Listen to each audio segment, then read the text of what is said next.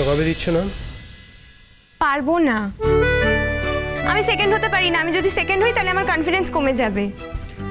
তুমি আগে থেকে ধরে নিয়েছো কেন যে তুমি সেকেন্ড হবে? তুমি তো ফার্স্টও হতে পারো। আর যদি আমার থেকেও কেউ ভালো গায় তখন? তোমার থেকেও কেউ ভালো গাইলে গাইবে, তাহলে তুমি সেকেন্ড হবে। আফটার অল সেকেন্ড হওয়াটা তো খুব খারাপ কিছু নয়। আমি তো বললাম আমি সেকেন্ড হতে শিখিনি। বিশ্বাস না হলে তুমি মণিমাকে জিজ্ঞেস করো না, আমি কোনোদিনও লেখাপড়াতেও সেকেন্ড হইনি। সেকেন্ড হয়ে আমি বাঁচতে পারবো না। আর যদি আমি সেকেন্ডই হই তাহলে তো আমি আর গানই গাইবো না। তার জন্য আমি কোনো কম্পিটিশনে নামও দিইনি আর নাম দেবও না। ঠিক আছে, আমি তোমাকে বর দিচ্ছি, তুমি ফার্স্ট হবে।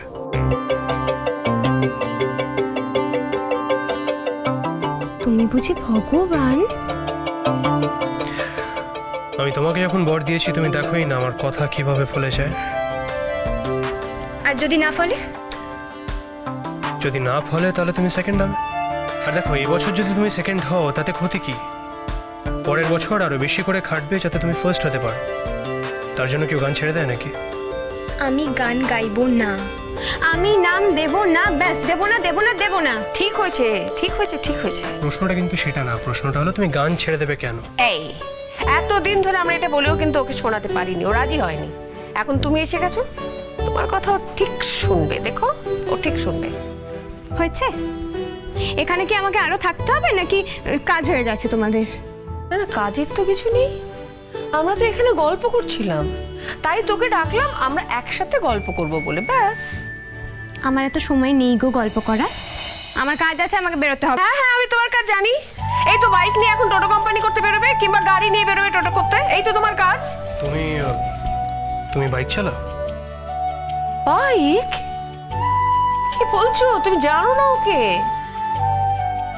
এই কিছুদিন আগে আমরা এক বাস লোক আমরা একটা বিয়ে বাড়ি গিয়েছিলাম খেতে। তো বিয়ে বাড়ি গেলাম, খাওয়া দাওয়া হলো, ফেরার সময় ড্রাইভারের বোধহয় একটু চোখ লেগে গিয়েছিল, মানে গাড়িটা আরেকটু হলে গাছে ধাক্কা লাগছিল। ব্যাস, ও সিট থেকে উঠে গিয়ে ড্রাইভারকে টেনে তুলে পাশে বসিয়ে নিজে বাস চালিয়ে সোজা কৃষ্ণনগর থেকে কলকাতায় নিয়ে এলো। বাস চালিয়ে? হ্যাঁ, আপনি কি বলছেন আপনি জানেন? এরম করার কি আছে? যারা বাস চালায় তাদের এক্সট্রা হাত আছে না পা আছে? তুমি তো দেখছি সাংঘাতিক মেয়ে। সাংঘাতিক মানে? অদ্ভুত কম্বিনেশন। একদিকে খুব ভালো গান করে, অন্যদিকে আবার বাসও চালায়। এই মেয়েকে নিয়ে যে আমি কি চিন্তায় থাকি তোমায় বলে বোঝাতে পারবো না। চিন্তায় থাকো আর আমি চললাম। দাঁড়া দাঁড়া, যাবে না বলে দিলাম। এখন তুমি একদম বাড়ি থেকে বেরোবে না, ব্যাস। মণিমা প্লিজ, আমার খুব মাথা ব্যথা করছে, আমাকে বেরোতে হবে। আমি গাড়ি চালিয়ে ঘরের মাঠ অব্দি যাবো, দিয়ে ওখানে 4টে পাক খাবো, একটু হাওয়া খেয়ে আসবো, ব্যাস। তারপরে মাথা ব্যথা করছে কেন মা? কি হয়েছে? দাঁড়া, আমি একটা মাথা ব্যথা ওষুধ আনছি, তুই দাঁড়া। মাথা ব্যথার ওষুধ কিন্তু এরকম হুট করে দেওয়া উচিত না। আফটার অল পেন কিলার তো, তার নানান সাইড এফেক্ট থাকে। তার থেকে বরং জিজ্ঞেস করে নিন একবার যে মাথা ব্যথাটা কেন হচ্ছে। এক সেকেন্ড, তোমাকে কেন বলবো? তুমি কি ডাক্তার? তুমি কি ডাক্তার? তুমি কি ডাক্তার?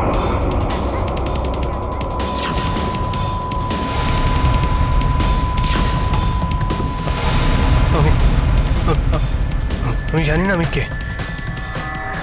আমি সত্যিই জানি না আমি কে। আমার না কিছুতেই মনে পড়ছে না। আমি চেষ্টা করছি, সব যেন মেঘ করে আছে সব দিকে। সূর্যের আলো পড়তে পারছে না কোথাও। আমি জানি না আমি কে, আমি জানি না আমি কে, আমি জানি না আমি কে। কি হয়েছে? কি হয়েছে বাবা? কষ্ট হচ্ছে? কি হয়েছে বলো, কি হয়েছে বাবা? কষ্ট হচ্ছে? কি কি হয়েছে? আমার কিচ্ছু হয়নি, কিচ্ছু হয়নি, আমার কিচ্ছু হয়নি, আমার কিচ্ছু হয়নি।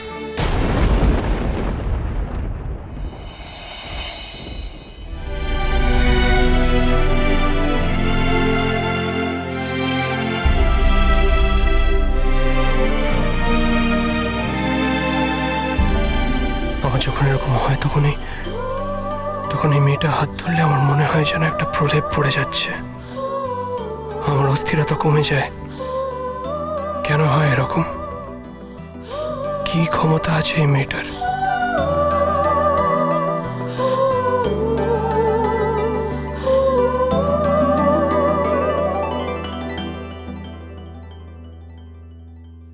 সরি ম্যাম, আমি হেরে গেছি।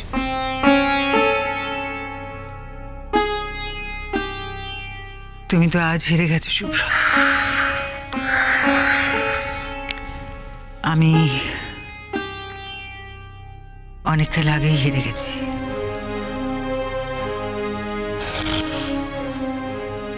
আমি বিশ্বাস করতে পারছি না আপনার সাথে ওস্তাদজি তার নিজের সম্পর্কের মীমাংসা না করি আরেকটা নতুন নতুন সংসার। আমি বিশ্বাস করতে পারছি না একদম। কেন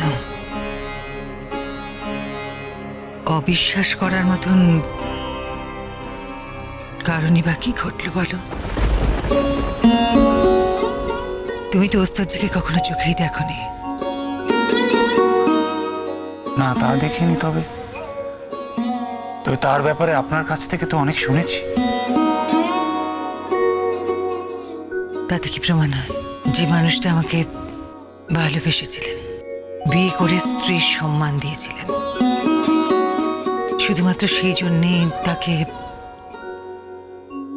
সারাটা জীবন এই সম্পর্ক বয়ে বেড়াতে হবে? তার সঙ্গে যখন আমার বহুদিন দেখাই হতো না, তখনই সেই অনেক বছর আগেই আমি তার মন থেকে হারিয়ে গেছি শুভ্র। আর আমি সেটা মেনেও তো নিয়েছিলাম। আমি ভেবেছিলাম হয়তো আপনাকে ওরা ভুল তথ্য দিয়েছিল। আমাকে মিথ্যে বলে তাদের কি লাভ? ওর পরিবারের কেউ চাইও নি আপনাদের বিয়েটা হোক। আমার পরিবারেরও কেউ চায়নি। কিন্তু আপনারা দুজনে তো চেয়েছিলেন। সেদিন চেয়েছিলাম। কিন্তু আজও তো তাকে আপনি মনে মনে স্বামী বলে। এসব কথা থাক শুভ্র। আর শোনো, আর কখনো এই সমস্ত কথা আমার সামনে তুলো না প্লিজ। যে কথাটা মনের ভিতর থাকতে থাকতে শুকিয়ে গেছে, তাকে আবার নতুন করে খুঁচিয়ে রক্ত ছড়িয়ে কি লাভ? আমায় ক্ষমা করবেন। রক্ত ঝরানোর জন্য আমি এই খোঁজটা নিতে চাইনি। আমি চেয়েছিলাম একটা মানুষ যে সারাটা জীবন দুটো সাধনা করে গেছে, একটি গানের সাধনা আর একটি তার ওস্তাদজির সাধনা। গানের সাধনার তো কোনো শেষ নেই, এক জীবনে তা সিদ্ধি লাভ হয় না। আমি চেয়েছিলাম আপনি যদি আপনার আরেকটা সাধনায় সিদ্ধি লাভ করেন, যদি ওস্তাদজি আপনার জীবনে ফিরে আসে, যদি বাকি জীবনটা একসঙ্গে কাটাতে পারেন। সবার জীবন তো একরকম হয় না শুভ্রশঙ্কর। তা যদি হতো তাহলে হয়তো আমার জীবনটা শুরু থেকেই অন্যরকম হতো। তাহলে তো আমাকে সারা জীবন ধরে তোমাদের ওস্তাদজির সঙ্গে এভাবে লুকোচুরি খেলতে হতো না। আমার কেন জানি না মনে হচ্ছে ম্যাম, ওস্তাদজির সঙ্গে আপনার দেখা হবেই, আর সেটা মেঘলার সূত্র ধরেই সম্ভব হবে। তুমি আমাকে অনেক বছর ধরে দেখছো শুভ্রশঙ্কর। তোমার কি মনে হয় একজন বিবাহিত পুরুষ যিনি অন্য কারো স্বামী, তার সঙ্গে দেখা হলেও আমি কথা বলবো, যোগাযোগ রাখবো? সবার আগে তিনি আপনার স্বামী। তখন থেকে কেন একই কথা বলে চলেছো তুমি? শুভ্র, আমি মানুষের আত্মার অধিকারে বিশ্বাস করি, অন্য কোনো অধিকারে নয়। তার আত্মা আমাকে যখন মুক্তি দিয়ে দিয়েছে, তখন তার প্রতি আমার আর কোনো অধিকার নেই। যদি দেখা হয়,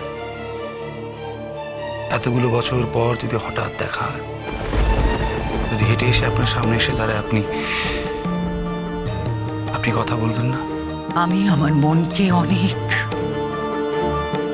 অনেক কষ্টে বেঁধে রেখেছি শুভ্র। তবে হ্যাঁ, আমার মন আমার কাছে বাঁধা পড়ে আছে, অন্য কারো কাছে নয়। আমি জানি মনকে কি করে বসে রাখতে হয়। আমি সঙ্গীতের সাধনা করি। আমি একজন সাধিকা, আর একজন সাধিকার কখনোই এমন পদস্খলন হয় না। আমি তো বলবো শুভ্র যে তোমার আমার প্রতি আরেকটু শ্রদ্ধাশীল হওয়া উচিত ছিল।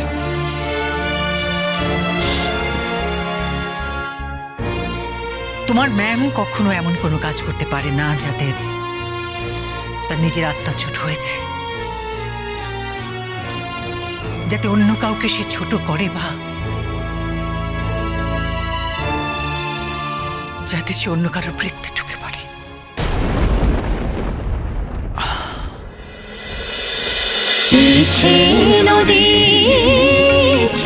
নদী